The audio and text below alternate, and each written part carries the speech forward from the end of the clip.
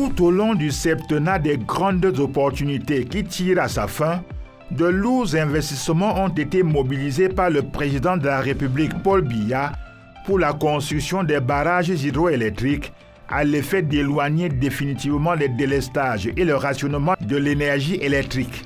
En très peu de temps, l'État du Cameroun, avec ses partenaires multilatéraux et bilatéraux, a construit les barrages de Mainveule 211 MW, Mekin 15 MW, le barrage de Pied de Lompanga qui sort 30 MW et Nachtigal 420 MW, soit au total 676 MW qui devrait permettre au réseau interconnecté Sud d'augmenter son offre d'énergie et de rendre l'approvisionnement des ménages et des unités industrielles plus stables. Très vite ont surgi les difficultés liées au transport de cette énergie vers les différents bassins de consommation. Sans attendre, le président de la République, Paul Biya, prenait le 8 octobre 2015 un décret portant création de la stratégique Société nationale de transport d'électricité, Sonatrel.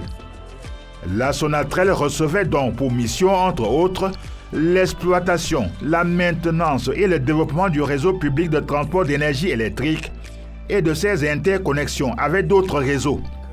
La planification, la réalisation des études et la maîtrise d'ouvrage des infrastructures et ouvrages de transport d'électricité. Pour démarrer effectivement ces activités sur le terrain, jusqu'à date, il a fallu que le gouvernement sollicite et obtienne de la Banque mondiale une ligne de crédit conséquente de 200 milliards de francs CFA.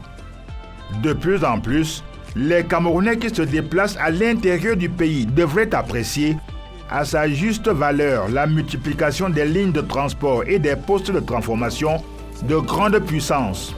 Aussi des actions de réhabilitation du réseau de transport existant, devenu vétuste sous le poids de l'âge et d'un faible niveau de maintenance, s'intensifient. L'offre disponible atteint considérablement les cibles. Même si les rigueurs du climat impactent les débits des cours d'eau en saison sèche et conduisent souvent à de graves perturbations. Comme on le dit toujours, la nature est imprévisible et ses caprices ne sauraient être imputés au gouvernement qui explore également la piste du solaire pour combler le déficit. Parallèlement, un autre projet de construction d'un barrage hydroélectrique naît. Ce sera à Kikot-Panianon, dans le département de la Sanaga-Maritime, région du littoral. Avec ses 500 MW annoncés, cette gigantesque infrastructure à construire sur la Sanaga sera la plus puissante du Cameroun.